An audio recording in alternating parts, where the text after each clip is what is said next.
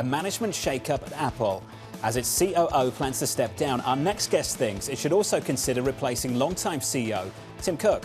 Walter Piecyk of LightShed Partners writing, Apple now needs a product-focused CEO, not one centered on logistics. It's time for more disruptive change and not less. Walt joins us now for more. Walt, it's been too long, my friend. It's good to catch up with you. Let's just start with the core issue here. What do you think the problem is at Apple right now? Well, they're just missing product cycles. I mean, the big one now is AI. It's one thing to pull the string on things like Apple TV, which were predicted for years and never happened, or Project Titan, a much bigger one, which was an autonomous car. I was just down in Austin. The autonomous industry down in Austin is obviously thriving. Huge opportunity, I think, missed by stopping that program. But this newest version, and frankly, autonomy is a version of AI, but AI in general, not only is a missed revenue opportunity, but if you're not a major player there and you're one of these large companies like Apple, Google, whoever, that in itself can disrupt you. And they are clearly far behind. They overpromised a year ago, and that's being kind to call that overpromising. They said that they were going to have all of these AI features. None of them developed. We all use Siri. It still is not a good service. This is a real risk to the company. This is to say nothing of Tim Cook being an incredible CEO for what they needed during this iPhone era with logistics. But now you clearly need someone that can move forward on a lot of the product development. This company spends, John, $35 billion a year in R&D.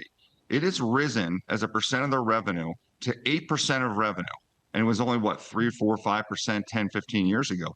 $35 billion a year on new products. And we've seen the stuff like the HomePod or the Vision Pro, which I blew $4,000 on and haven't seen any app development of note on there. We need someone in there to kind of not only develop those products, but have the confidence to push them forward to commercialization. Well, is it something that can be solved just with an acquisition? Whether that's an acquisition of a company or doing what Mark Zuckerberg's doing over at Meta and just acquiring lots and lots of very expensive talent. Why does it require the ultimate story change, which is to get rid of the leader right now?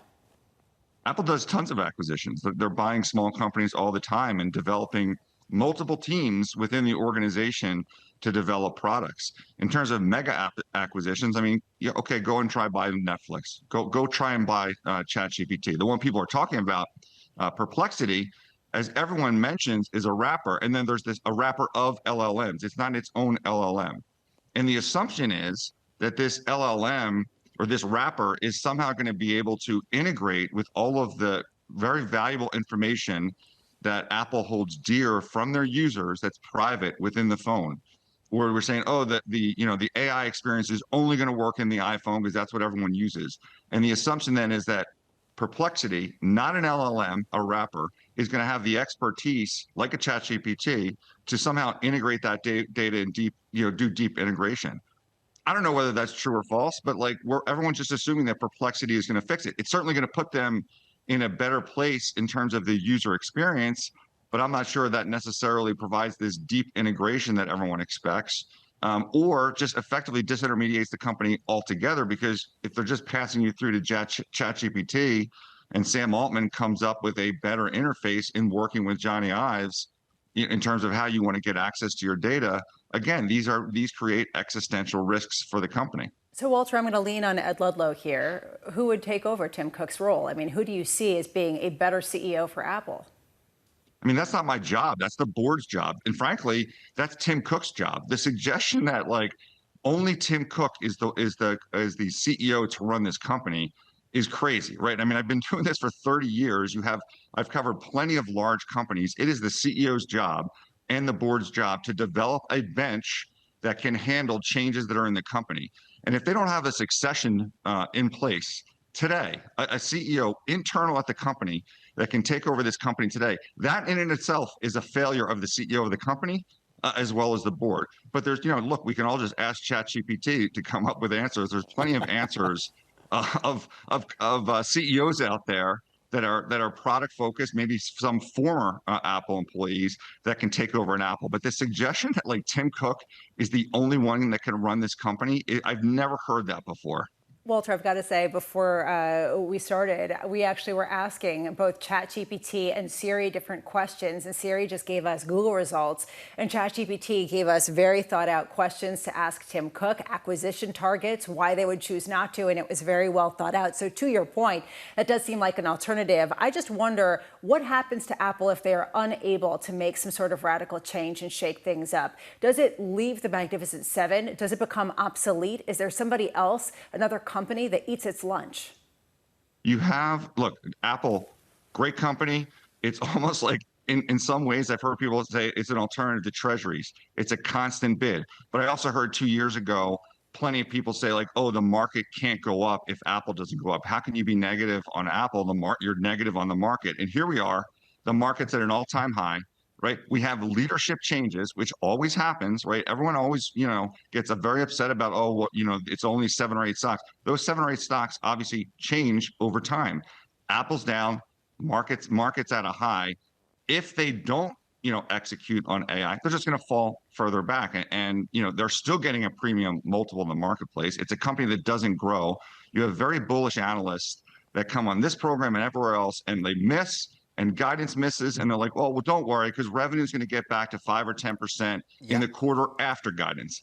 And then we move forward a quarter, and they just pull the string and say the same thing over and over, and the company never returns to the growth that they're expecting. So if you miss AI and you can't get back to growth, at some point, investors get fed up.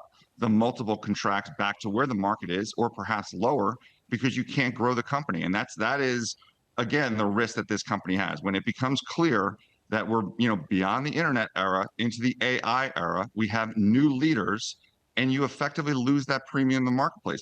People used to tell me that AT&T could never trade at a premium to Verizon. Verizon was the quality company out there, and look where we are today. Well, just a final question, just to repeat some of what Lisa said. If they're the casualty, who's the winner? Who are you thinking about? Where would you place your bets right now? That is what is awesome about this AI world that we're about to enter, John. That I don't know. I mean, there are so many companies that are looking at in Google search, same issue, right? I don't even use Google search anymore. I only ChatGPT all of my, all of the stuff that I'm looking at. So that's what's exciting about what new entrant can come up. That's what's great about our economy. That's what's great about a non-regulated, competitive economy. You have new competitors that can come in and change things. John, I've been doing this long enough. Yep. People said Motorola would never, would be the one forever. BlackBerry, we'd never get rid of our BlackBerries. Nokia, I'm not saying that this is the next BlackBerry, but like we are at a time when technology provides an opportunity for disruption. And when there's disruption, you have new entrants come out of nowhere with a great solution. And that's what's so exciting about AI, and why I'm so happy to be able to cover this space for the next 10 years.